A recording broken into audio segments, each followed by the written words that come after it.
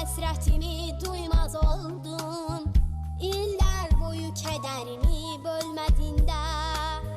Çox vaxt güldüm ağlayaraq için bircə sözlə göz yaşımı silmədin də. Soyuqluğun buz olanda yanağımda, nəfəsinlə başqasını isitmirsən. Sənsizliklə yaşadıqca otağımda, sən də məni bir otaqda itirmişsən. Bəs bilmirdin həsrətinlə ürəyimə, həsrətimin əvəzinə başa sırsan. Bəs bilmirdin özümə nəyə dolduqca, mənim üçün də yavaş-yavaş yadlaşırsan.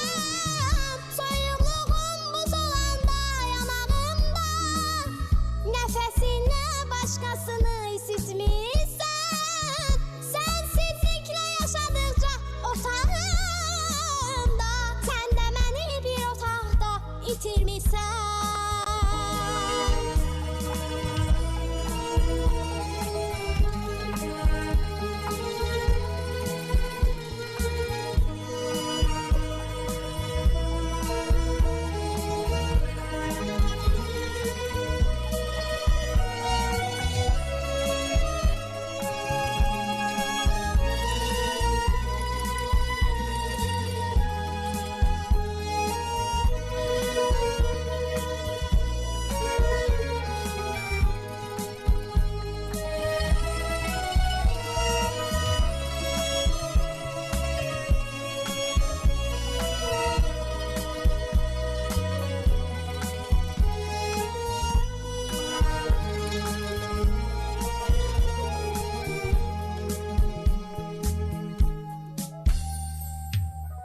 Yadı baxışlar dikilibdir gözlərinə, sənsə mənə peşiman qəlb gətirmisən.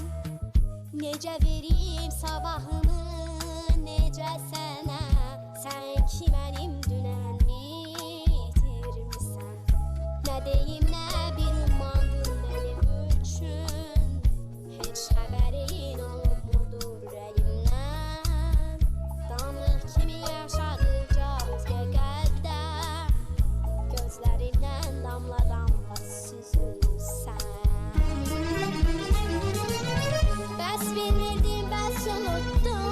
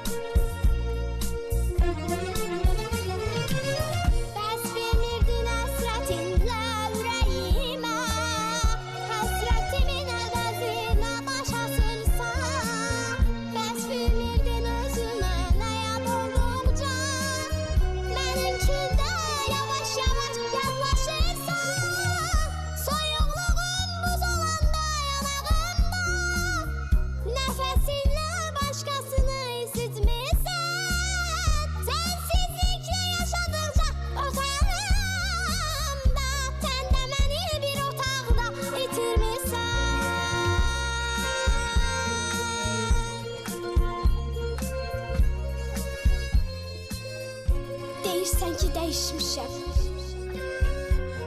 Yadlaşmışam. Səsimdə də bir ögeylik duydum mənim. Unutma ki dəyişməyim, yadlaşmağım həm günahım, həm cəzandır indi sənin. Həm günahım, həm cəzandır indi sənin. Özün günahkarsın. Özün günahkarsın.